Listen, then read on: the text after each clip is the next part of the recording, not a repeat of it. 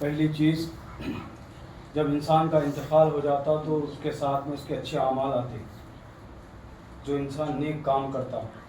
اور اللہ کے پاس سب سے بدترین گناہ، بہت بڑا گناہ، اللہ کو چھوڑ کر کسی اور سے مانگنا، یعنی کہ درگاہوں کو جانا، باباؤں سے مانگنا، لوگوں کو نظر و نیاز کرنا، یہ بہت بڑا گناہ ہے میرے بچے.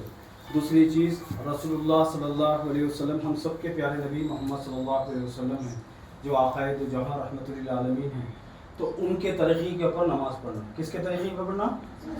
نبی کے طریقے پہ. تو میں ہماری عالمہ بہن سے بھی گزارش کروں گا، یہ بچوں کو رفع دین سے نماز پڑھنے کا طریقہ سکھائے. نہیں تو قیامت کے دن اللہ سبحانہ و تعالیٰ آپ سے ضرور سوال کرے گا اس کے بارے میں.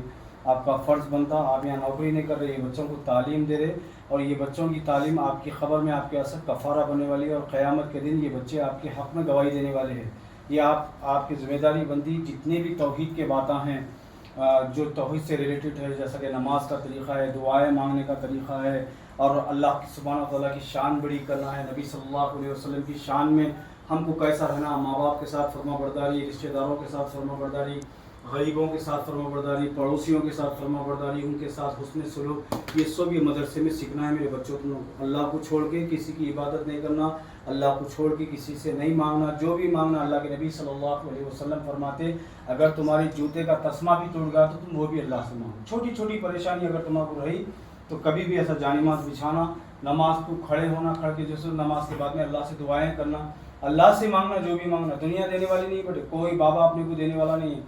قرآن کی ایک آیت ہے سورہ نحل، سورہ نمبر 16 آیت نمبر 24 میں اللہ سبحانہ و تعالیٰ فرماتے، جن جن کو یہ لوگ اللہ کے علاوہ پکارتے ہیں، وہ کسی چیز کو پیدا نہیں کر سکتے، بلکہ وہ خود پیدا کیے ہوئے مردہ ہے، زندہ نہیں. انہیں تو یہ بھی شعور نہیں کہ ان کا پروردگار ان کی قبروں سے ان کو کب اٹھائیں گا.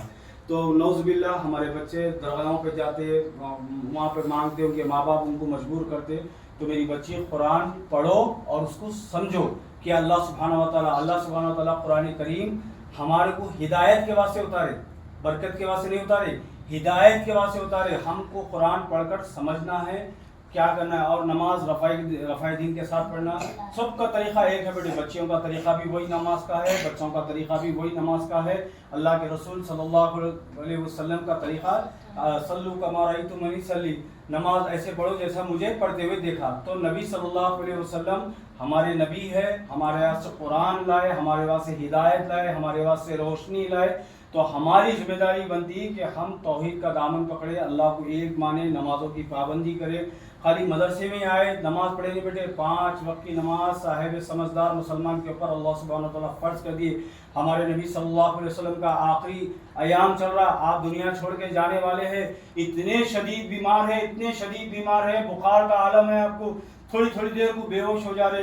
اذان ہوتی تو بولتے الصلاۃ، ہمیں کو نماز کے لیے جانا ہے. یہ نبی کی تڑپ تھی نماز ہے. نبی صلی اللہ علیہ وسلم کی آنکھوں کی ٹھنڈک نماز ہے. نمازوں کی پابندی کرنا، توحید کا جھنڈا بلند کرنا، پردے کی پابندی کرنا، غیر محرم کے سامنے ہرگز نہیں نکلنا، چاہے تمہارا خلیرا بھائی رہو، پھپھیرا بھائی رہو، چچیرا بھائی رہو. یہ سب بھائی تمہارے سے پردہ اگر نہیں ہے بولے تو وہ تمہارا سگا باپ، تمہارا سگا بھائی، تمہارا سگا چچا اور تمہارا سگا ماموں.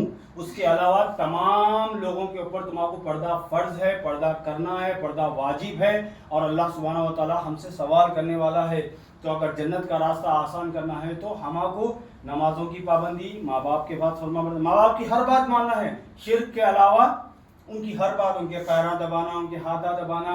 اگر اللہ تمہارے کو دولت دیا، تمہارے نکے ہوئے، تمہارے شوہراں اچھے رہے، اللہ تمہارے کو پیسے سے مالا مال کرا تو ان کی مدد کرنا، ان کا خیال کرنا. ماں باپ غریب ہے تو ان کا خیال کرنا، ان کے دکھ گولیاں لانا، ان کی دوائیں لانا، ان کی خدمت کرنا، ان کے پیراں دبانا. ماں اور باپ جنت کا دروازہ ہے. ماں کے قدموں کے نیچے، اللہ کے نبی فرماتے کہ ماں کے قدموں کے نیچے جنت ہے. تو ماں باپ کے ساتھ میں احترام کرنا، ان سے بڑی آواز میں بات نہیں کرنا، ان کے ساتھ خلوص اور محبت کے ساتھ پیش آنا. ٹھیک ہے نا میرے بچوں؟ رفع دین سے نماز پڑھیے نا سب انشاءاللہ. بولو انشاءاللہ.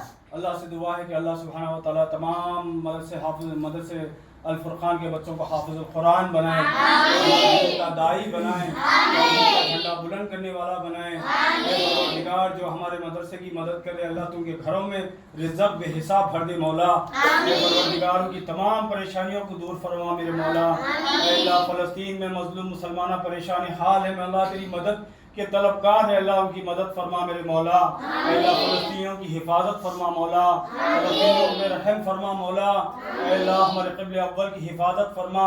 اے پروردگار رسول اللہ کی امت بہت پریشان ہے اللہ ان پہ رحم فرما. اے اللہ بالخصوص ملک ہند میں جہاں جہاں مسلمان پریشانی حال ہے ان کی بھی مدد فرما مولا. ہم سب کو توحید پرست بنا مولا. ہم کو نمازوں کا پابند بنا مولا. ہمارے ماں باپ کی مغفرت کر دے. ہماری نسلوں کی مغفرت کر دے. اے اللہ ہم کو 5 وقت نمازی بنا. تہجد گزار بنا. امانت دار بنا. نبی صلی اللہ علیہ وسلم کی سنتوں پہ چلنا ہمارے لیے آسان فرما. آمین یا رب العالمین. بسبح سبحان ربک رب العزت عما یصفون والسلام علی المرسلین والحمد للہ رب العالمین.